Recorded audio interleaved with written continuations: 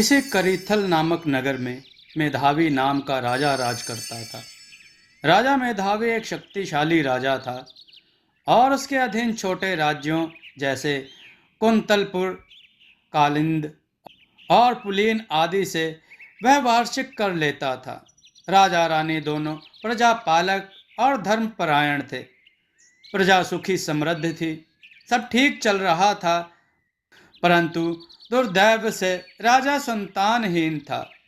राजा ने कुलगुरु और अन्य विद्वानों को बुलाया और प्रश्न रखा कि उन्हें राज्य का उत्तराधिकारी क्यों नहीं मिल रहा।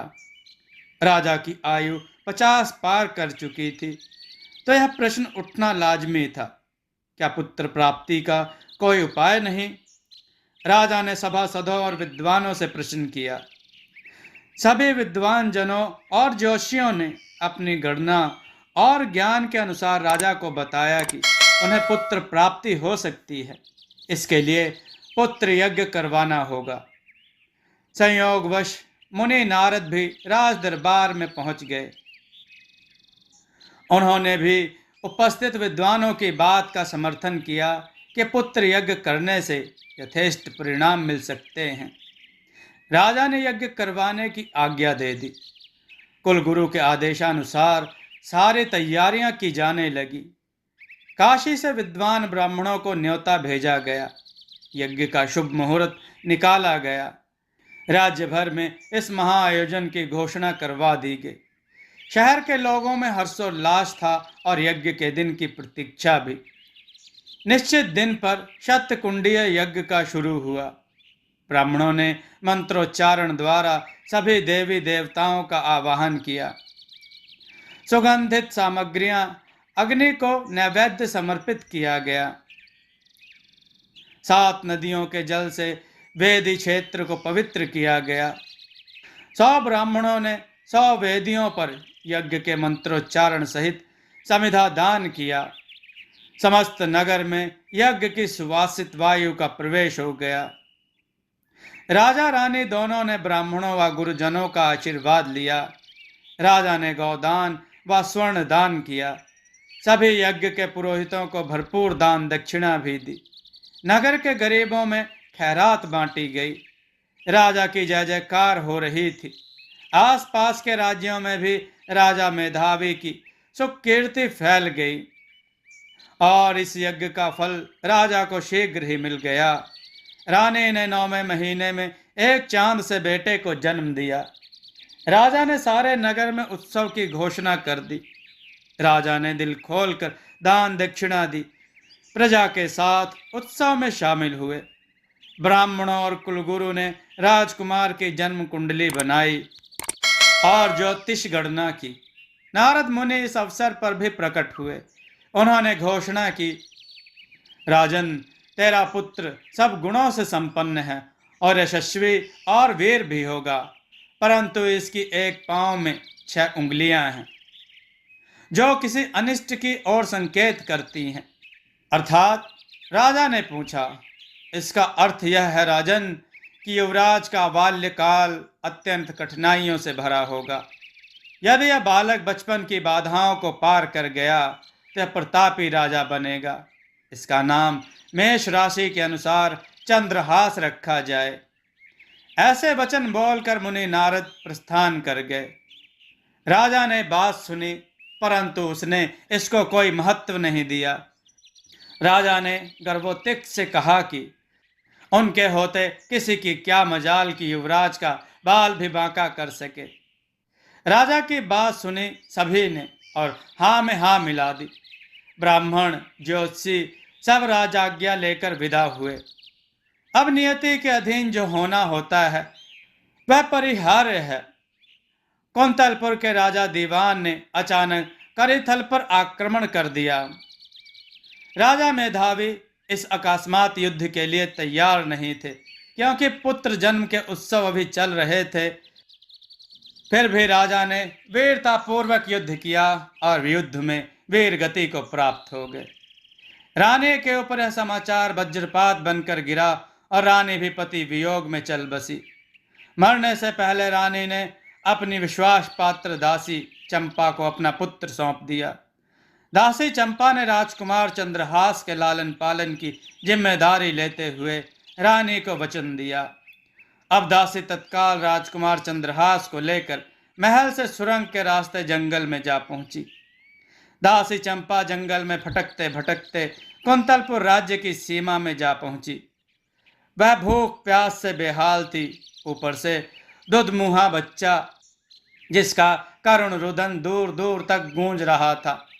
संयोगवश कुंतलपुर का राजा दीवान उधर करिथल से वापस आते हुए आ निकला। उसने चंपा दासी को बच्चे के साथ बेहाल हालत में देखा तो उसके पास गया। उसने उसका परिचय पूछा और यहाँ जंगल में भटकने का कारण भी जानना चाहा। चंपा ने अपनी असलियत छुपाते हुए बताया कि उसका पति राजा दीवान की सेना में था और 6 महीने पहले लड़ाई में मारा गया। उसके सास ससुर उससे बुरा बर्ताव करते थे और बच्चे सहित घर से निकाल दिया और वह रात को भटक कर जंगल में आ गई। चंपा ने राजा से मदद की गुहार लगाई। राजा का भी उसकी दुख भरी कहानी सुनकर दिल पसीज गया और उसने उसे अपने महल में दासियों की सेवा के लिए रख लिया। उसके रहने और खाने पीने की व्यवस्था राजा दीवान के महल में कर दी गई। इस प्रकार चंपा दासी और शिशु चंद्रहास को आश्रय मिल गया। चंद्रहास दास दासियों के बच्चों के साथ साथ खेलते खेलते बड़ा होने लगा। चंपा की कोशिश रहती वह अन्य बच्चों से दूर रहे और उसे राजकुमार योग्य संस्कार व शिक्षा देती थी। बालक चंद्रहास कलाओं की भांति बढ़ रहा था। 8 वर्ष की आयु में ही 12 का दिखता था। निडर और साहसी था और महलों में सबका प्रिय भी। एक दिन हट कर माता से आज्ञा पाकर बाहर अन्य बच्चों के साथ खेलने चला गया। दूसरे बच्चों ने खेल खेल में उससे उसके पिता के बारे में पूछा कि उनका क्या नाम है, कहाँ रहते हैं। बालक यह सुनकर उदास हो गया। उसके बाल मन को ठेस लगी। उसके मन में हजारों सवाल खड़े हो रहे थे कि आखिर उसके पिता कौन हैं, कहाँ रहते हैं। माँ भी कभी कोई जिक्र नहीं करती। चंद्रहास का मन अब खेल में नहीं लगता और वह दौड़ा दौड़ा माँ के पास गया। उसने चंपा से सीधा सवाल किया, माँ, मेरे पिताजी कौन हैं और वे कहाँ रहते हैं? वे हमारे पास क्यों नहीं रहते? ज्योति और शंभू के पिताजी उनके लिए रोज नए नए खिलौने लाते हैं। मेरे पिताजी क्यों नहीं लाते माँ? माँ बताओ ना। बच्चे की जिद और भोले सवालों के आगे चंपा कई देर नहीं टिक सकी। उसने चंद्रहास को अंक में भर लिया और उसका माथा चूमते हुए बोली, मेरे लाल, आज मैं तुम्हें सच बता ही देती हूँ। पता नहीं मैं अब कितने दिन की हूँ और यह राज मेरे साथ ही न चला जाए। बेटा, मैं तेरी जननी नहीं हूँ। तू राजा मेधावी का पुत्र है और करिथल का उत्तराधिकारी। बेटा, इस पापी दीवान राजा ने तेरे माता पिता की हत्या कर दी थी और मुझे भागकर इसी की शरण में आना पड़ा। बेटा, मैं 6 वेश में यहाँ रहती हूँ और जब तक तू बड़ा नहीं हो जाता मैं तुझको ऐसे ही छुपाए रखूंगी। बालक चंद्रहास पहले तो यह राज जानकर चौंका, फिर आवेश में आकर बोला, लो माँ, आज मैं बड़ा हो गया हूँ। मैं अभी जाकर दुष्ट राजा दीवान से पिताजी की हत्या का बदला लेता हूँ। यह कहकर बालक ने अपनी नन्ही खिलौना तलवार उठाई और राज दरबार की ओर दौड़ पड़ा। बालक चंद्रहास नंगे पैरों बदहवास सा तलवार उठाए राज दरबार में जा पहुंचा। वहां जाकर उसने राजा दीवान को ललकारा, हे दुष्ट बुद्धि राजा दीवान, तूने मेरे पिता राजा मेधावी की धोखे से हत्या कर दी थी। मैं उनका पुत्र चंद्रहास आज तुझसे इसका बदला लेने आया हूँ। सभी को बालक के इस दुस्साहस पर बड़ा अचरज हुआ कि कैसे एक बालक राज दरबार में आकर राजा को ललकार सकता है। राजा के इशारे पर तुरंत 2 सिपाहियों ने उसको पकड़ लिया। सब उसको दासी पुत्र के नाम से जानते थे। उसकी बाल सुलभ लीलाओं को देखकर मुदित भी होते थे, परंतु इस नए रहस्योद्घाटन ने सबको स्तब्ध कर दिया था। राजा को बड़ा क्रोध आ रहा था। इतने में चंपा दासी भी वहां आ पहुंची। वह चंद्रहास की उद्दंडता के लिए राजा से हाथ जोड़कर माफी मांगती हुई अनुनय विनय करने लगी, परंतु राजा का तो क्रोध और भी बढ़ गया था। उसने कहा, दासी चंपा, तूने बड़ा अपराध किया है। यहाँ मेरे ही महल में मेरे ही टुकड़ों पर पलकर तू इस विषबेल को बड़ा कर रही है। मेरे शत्रु की इस औलाद को मेरे दरबार में मेरे विरुद्ध खड़ा कर दिया। मैं आज ही इसको मृत्यु दंड देता हूँ और तुझको काल कोठरी। उसने तुरंत जल्लादों को बुलाकर आदेश दिया, जल्लादों, इस सपोले को जंगल में ले जाकर इसका कत्ल कर दो और इसकी एक उंगली काट कर सबूत के तौर पर लाओ। जाओ, शीघ्र जाओ। चंपा दारुण विलाप कर रही थी कि वह उसका एकमात्र जीने का सहारा है, अबोध है। वह उसको लेकर अन्यत्र चली जाएगी। वह सिर पटक पटक कर रो रही थी। यह दृश्य देखकर लोगों की आंखें नम हो गई, परंतु राजा का दिल नहीं पसीजा और जल्लाद उसको पकड़कर जंगल की ओर चल दिए। नगर में जो भी इस दृश्य को देखता था तो जल्लादों को बालक को छोड़ देने को कहते, तो कुछ एक बालक के भोलेपन और सुंदरता के वशीभूत हो जाते। जल्लाद उसे जंगल में ले जाकर एक पेड़ के नीचे बैठ गए। बालक चंद्रहास उनको कहता है, भाई, मुझको मारकर तुम्हें क्या मिलेगा? तुम क्यों अपने सिर पाप ले रहे हो? मैं जब बड़ा होकर राजा बनूंगा तो तुम्हें बहुत सारा धन दूंगा। बच्चे की बातें सुन उनको हंसी आ रही थी। एक जल्लाद बोला, राजा हमें दंड देगा, हम तुमको नहीं छोड़ सकते। चंद्रहास ने कहा, तुम मेरी उंगली काट कर ले जाओ, राजा को दिखा देना, मुझे छोड़ दो। मैं वादा करता हूं कि कभी भी तुम्हारे नगर राज्य में नहीं आऊंगा। कुछ तो रास्ते में नगर वासियों की बातें उनको याद आ रही थी और कुछ बालक की स्पष्टवादिता ने उनको दुविधा में डाल दिया। उन्होंने मन ही मन सोचा, एक दूसरे की ओर देखा और उठ खड़े हुए। जल्लादों ने उसके पैर की एक अतिरिक्त उंगली थी काट ली और उसको जंगल में छोड़कर नगर की राह पकड़ ली। राजा के पास जाकर उंगली दिखाई। राजा से इनाम पाकर घर चले गए। जाको राखे साइया, मार सके ना कोई। और नीति क्या खेल दिखाती है, यह भी सोचने की बात है। दैव वियोग से कालिंद देश के राजा कालिंदरी महाशिकार खेलने अपने सिपाहियों के साथ वहां आ निकले। राजा ने घायल बालक को बेहोश पड़ा देखा तो तुरंत सिपाहियों को उसके उपचार का आदेश दिया। प्राथमिक सहायता प्राप्त कर बालक को होश आया तो राजा ने पूछा, वह कौन है और उसके माता पिता कहाँ हैं? बालक ने अपना नाम चंद्रहास बताया और कहा कि उसका इस दुनिया में कोई नहीं है। राजा के घर कोई संतान नहीं थी। फिर इतने सुंदर होनहार बालक को देखकर उसके मन में ममता और प्रेम उमड़ आया। राजा उसको अपना मानस पुत्र बनाकर राजमहल ले आया। रानी चंद्रावती भी प्रसन्न हुई। राजा ने उसे अपना पुत्र और उत्तराधिकारी घोषित कर दिया। उसकी उचित शिक्षा दीक्षा की व्यवस्था की। जैसे वर्ष काल में उचित जलवायु प्राप्त कर धरती में सोए हुए बीज स्वतः अंकुरित हो जाते हैं, उसी प्रकार चंद्रहास के अंदर के गुण राज के माहौल में स्वतः विकसित होने लगे। जल्दी ही उसका शरीर बलिष्ठ होने लगा। अस्त्र शस्त्र चलाने मल्ल विद्या में निपुण हो गया। सुंदर तो वह था ही, चेहरा कांतिवान भी हो गया। राजकाज के कामों में हाथ बटाने के अलावा महत्वपूर्ण विषयों पर भी उसकी राय राजा को पसंद आती थी। उसने राय दी कि उन्हें पड़ोसी राज्य कुंतलपुर को वार्षिक कर नहीं देना चाहिए। राज्य में कई जन कल्याण योजनाएं शुरू की। जब पड़ोसी राज्य कुंतलपुर को वार्षिक कर नहीं मिला तो राजा दीवान ने अपना एक दूत ताकीद हेतु कालिंद भेजा, परंतु चंद्रहास ने उसको बेरंग लौटा दिया और कहा कि वह राजा कुंतलपुर के अधीन नहीं है और स्वयं एक स्वयंभू राजा है, अतः कर नहीं दिया जाएगा। दूत ने कुंतलपुर आकर समाचार सुनाया। अब खुद राजा दीवान ने कालिंद जाकर बात करने की सोची तो अगले ही दिन राजा कालिंद जा पहुंचे।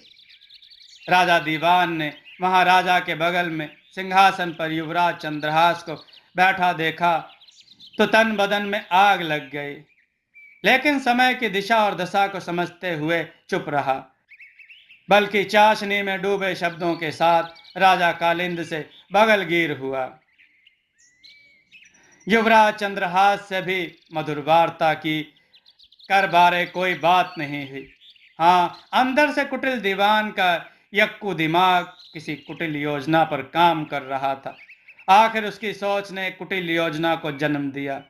उसने राजा कालिंद को कहा कि राजन, उसे अपने राजकाज से संबंधित एक निर्णय की सूचना तुरंत कुंतलपुर भिजवानी है। इसके लिए मुझे अत्यंत विश्वसनीय व्यक्ति चाहिए और युवराज चंद्रहास ही यह काम कर सकता है। वह मेरे पत्र को मेरे बेटे मदन सेन को सौंप देगा। वह युवराज मदन सेन से भी मिल लेगा और कुंतलपुर की सैर भी कर लेगा। राजा कालिंद ने चंद्रहास को आज्ञा दे दी कि वह कुंतलपुर रवाना हो। राजा दीवान ने पत्र लिखकर दस्तखत किए, लिफाफे में डाल ऊपर अपनी राजमुद्रा अंकित की और लिफाफा चंद्रहास को पकड़ा दिया। चंद्रहास ने तैयारी कर तलवार कमर में बांधी और घोड़े को एड़ लगा कुंतलपुर को कूच कर गया। एक दिन एक रात वह अनवरत घोड़े की सवारी कर कुंतलपुर में प्रवेश कर गया। वह काफी थक गया था और कुछ देर आराम करना चाहता था। थोड़ी ही देर में वह एक बाग के द्वार पर था। ऐसे मोहक बाग का एकदम मिल जाना उसको बड़ा सुखदायी लगा और वह बिना देर किए बाग के अंदर चला गया। बाग में एक पेड़ के पास घोड़े को बांध रस्सी ढीली कर दी ताकि वह भी कुछ घास चर ले। कुएं से पानी निकाल हाथ मुंह धोकर पानी पी जाजम बिछाकर लेट गया। लेटते ही वह गहरी निद्रा की गोद में था। यह एक शाही बाग था और बाहरी आदमी के लिए यहां आना वर्जित था। दोपहर को राजा दीवान की बेटी राजकुमारी विषया अपनी सहेलियों के संग वहां आ पहुंची। राजकुमारी ने जब एक अजनबी युवक को सोते देखा तो उसे बड़ा अचरज हुआ। घोड़े को भी पास में बंधा पाया। सहेलियों ने उसे जगाना चाहा तो राजकुमारी ने इशारे से रोक दिया। सोता हुआ निश्चल चंद्रहास उन सबको बहुत ही सुंदर और मोहक लग रहा था। राजकुमारी ने सोचा कि जगाने से पहले युवक की तलाशी लेनी चाहिए ताकि उसकी असली पहचान मिल सके। उसने उसकी जेब में रखा लिफाफा देखा तो तुरंत निकाल कर खोला और पढ़ने लगी। राजकुमारी विषया की आंखें फटी की फटी रह गईं जब उसने पत्र में उसके पिता की लिखी इबारत देखी। राजकुमार मदन सेन, इसे जाते ही विष दे देना। पत्र पर राजा दीवान के दस्तखत थे।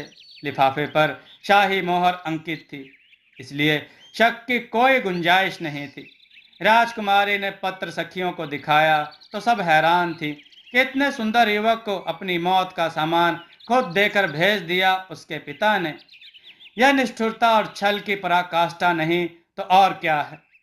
राजकुमारी ने तुरंत निर्णय लिया कि वह इसको किसी भी सूरत में मरने नहीं देगी। उसने नीचे से एक तिनका उठाया और अपनी आंखों से इस पर काजल लगाया। पत्र में विष शब्द का विषया बना दिया। अब पत्र का अर्थ ही बदल गया। उसे जाते ही विषया दे देना। पत्र को यथापूर्व लिफाफे में डालकर युवक की जेब में रख दिया। राजकुमार गहरी नींद में था, इस घटना से अनजान था और राजकुमारी वापस महल में जा चुकी थी। राजकुमार चंद्रहास दिन ढलते नींद से जागा। वह तरोताजा महसूस कर रहा था। उसका मन भी प्रफुल्लित था। उसने अभी अभी एक सुंदर व मन को मुदित करने वाला सपना देखा था। सपने में उसका विवाह राजा दीवान की बेटी राजकुमारी विषया से हो गया था। वह सपने की एक एक घटनाओं को याद करने लगा। विवाह की सारी घटनाएं हूबहू दृश्य बनकर उसके मानस पटल पर उभर रहे थे। मंगलाचार गीत, हल्दी, मेहंदी, गुड़चड़ी, तोरण, बार फेर, सभी के सभी दृश्य उसको याद आ रहे थे। उसका मन एक नई ऊर्जा से भर गया था। उसने हाथ मुंह धोया, घोड़े को तैयार किया और राजमहल की ओर दौड़ पड़ा। राजमहल में राजकुमार मदन सेन ने गर्मजोशी से चंद्रहास का स्वागत किया और अकस्मात कुंतलपुर पधारने का कारण पूछा। चंद्रहास ने राजा दीवान का दिया लिफाफा उसे सौंप दिया। मदन सेन ने शीघ्रता से लिफाफा खोल पत्र को पढ़ा। मदन सेन को पत्र के बारे में कोई शंका नहीं हुई। मदन सेन ने उसे अंक में भर गले से लगा लिया और उसे पत्र में लिखे शुभ समाचार को सुनाया। राजकुमारी को इस संदेश का पता चला तो वह मन ही मन अपनी चालाकी की योजना को सफल होती देख माता के मंदिर की ओर भागी। उसने माँ भवानी को धन्यवाद किया और मन्नत मांगी कि उसका विवाह चंद्रहास से सफलतापूर्वक और निर्विघ्न संपन्न हो जाए। और राजकुमार मदन सेन ने भी पिता की आज्ञा शिरोधार्य और शुभस्य अति शीघ्र की अनुपालना करते हुए अगले दिन सुबह अपने राज दरबार का विशेष आयोजन किया। राज दरबार में महाराज दीवान की इच्छा अनुसार चंद्रहास को राज्य का दामाद घोषित किया और राजपुरोहित को विवाह अनुष्ठान को विधि पूर्वक संपन्न करवाने का अनुरोध भी किया। तुरंत मंगलाचरण शुरू हो गया। शादियाने गाए गए, शहनाइयां बज उठी। राजकुमार चंद्रहास और राजकुमारी विषया को विवाह की सारी रस्मों से गुजरना पड़ा। शाम होते होते विवाह संपन्न हुआ और चंद्रहास व विषया दोनों प्रणय सूत्र में बंध गए। विषया की सखी सहेलियों ने जीजा चंद्रहास से हास्य परिहास किया। नेग लिए गए, दिए गए उपहारों और आभूषणों वस्त्रों के अंबार लग गए। नव दंपत्ति को बुजुर्गों और ब्राह्मणों ने अनेकों आशीर्वाद दिए। चंद्रहास का उचित मान सम्मान किया गया। उधर राजा दीवान खुश हो रहा था कि चंद्रहास का तो काम तमाम हो चुका होगा। कालिंदी राजा भी चिंतित था कि चंद्रहास नहीं लौटा है। दीवान ने कहा, मैं तुरंत कुंतलपुर जाकर चंद्रहास को वापस भेजता हूँ। राजा दीवान कुंतलपुर की ओर चल दिया। वहां जाकर दीवान राजा ने देखा कि चंद्रहास तो जमाता बन बैठा है। जब उसको सारी घटना का पता चला तो उसका खून खौलने लगा, परंतु मौके की नजाकत देख चुप रहा। बनावटी प्रसन्नता दिखाते हुए उसने चंद्रहास को कहा, बेटा चंद्रहास, हमारे राज्य में हमारी कुलदेवी की आन है। कोई भी शुभ कार्य संपन्न होने के बाद देवी के मंदिर में जाकर पान नारियल चढ़ा पूजा करनी होती है। अतः तुम दोनों यह रस्म भी पूरा कर आओ। कुटिल दीवान ने अपने दो जल्लादों को मंदिर में पहले ही छुप जाने का आदेश दे दिया कि जो भी मंदिर में घुसे तो उसका सिर कल्म कर दिया जाए। होनी को तो कुछ और ही मंजूर था। जब चंद्रहास कालिंद पहुंचने में लेट हो गया तो राजा को बड़ी चिंता हुई। रानी चंद्रावती भी उसको बहुत याद करती थी।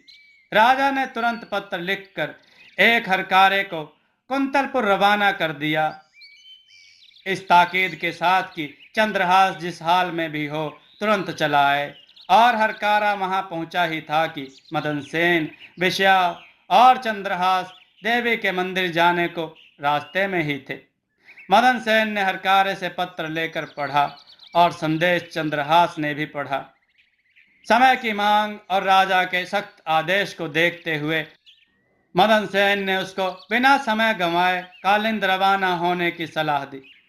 मदन सेन ने यह भी कहा कि देवी माई की पूजा उसके नाम की वह करवा देगा। इस प्रकार चंद्रहास हरकारे के साथ ही चल दिया। अब मदन सेन और विषया पूजा हेतु देवी मंदिर गए। आगे मदन सेन और पीछे विषया थी। जैसे ही मदन सेन मंदिर में दाखिल हुआ, मंदिर में छिपे जल्लादों ने उस पर हमला कर दिया और उसका सर काट दिया।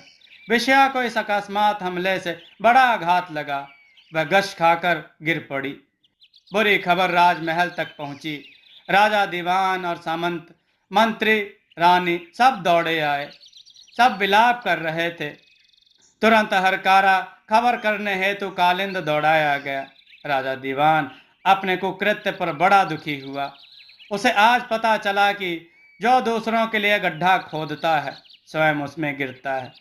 सारा राज परिवार और प्रजा देवी माँ के चरणों में सिर पटक रहे थे। सोच रहे थे कि हे माँ, तेरे दरबार में कैसा अनर्थ हो गया। हरकार्य ने बीच रास्ते में ही चंद्रहास को यह दुखद समाचार सुनाया। एक हरकार्य को कालिंद रवाना कर दूसरे के साथ चंद्रहास वापस कुंतलपुर की ओर मुड़ा और भोर होने से पहले ही कुंतलपुर पहुंच गया। वहां के हृदय विदारक दृश्य को देखकर वह भी व्यथित हो गया। चंद्रहास समेत सब मां जगदम्बा से प्रार्थना कर रहे थे कि हे मां, किसी तरह से मदन सेन को पुनर्जीवित कर दे। आखिर सबकी सामूहिक प्रार्थना से मां जगदम्बा प्रसन्न हुई और मदन सेन को पुनः प्राणदान दे दिया और वह जीवित होकर उठ बैठा। सभी माता की जयकार करने लगे। सब प्रजाजन भी इस वंदना में शामिल हो माता की जयकार कर रहे थे। हर्ष और आह्लाद के क्षण थे। राज परिवार खुशी खुशी राजमहल आ गया। अगले दिन राजा दीवान ने अपनी बेटी विषया की विदाई भी बड़े राजसी ठाट बाट के साथ की। छकड़े भर भर के सौगात और रथ, घोड़े, मणि माणिक्य, धन दौलत के साथ काफिला कालिंद को रवाना कर दिया। कालिंदी राजा चंद्रहास की इस सफलता पर फूला नहीं समा रहा था कि कैसे उसने एक इतिहास रच दिया है। वह कालिंद में भी बड़े हर्षोल्लास के साथ उसका स्वागत किया गया। राजा ने उसका राज तिलक कर संपूर्ण राज्य उसको सौंप दिया। राजा दीवान ने करथल का राज्य भी चंद्रहास को वापस लौटा दिया और साथ ही अपने कुकृत्यों के लिए चंद्रहास से क्षमा भी मांगी। चंद्रहास का राज्य अब दोगुना बड़ा हो गया। अपने बाहुबल और क्षमता अनुसार उसने राज्य में और वृद्धि कर ली। इस प्रकार से कहानी का सुकांत हुआ। दोस्तों, आपको यह कथा कैसी लगी? अपने विचार और सुझाव कमेंट में जरूर दें। हमारी कथाओं को लाइक करें, हमारे चैनल को सब्सक्राइब करना न भूलें। हमारी कथाओं को शेयर जरूर करें जिससे लोगों को अच्छा ज्ञान प्राप्त हो। जय श्री राम भक्तों।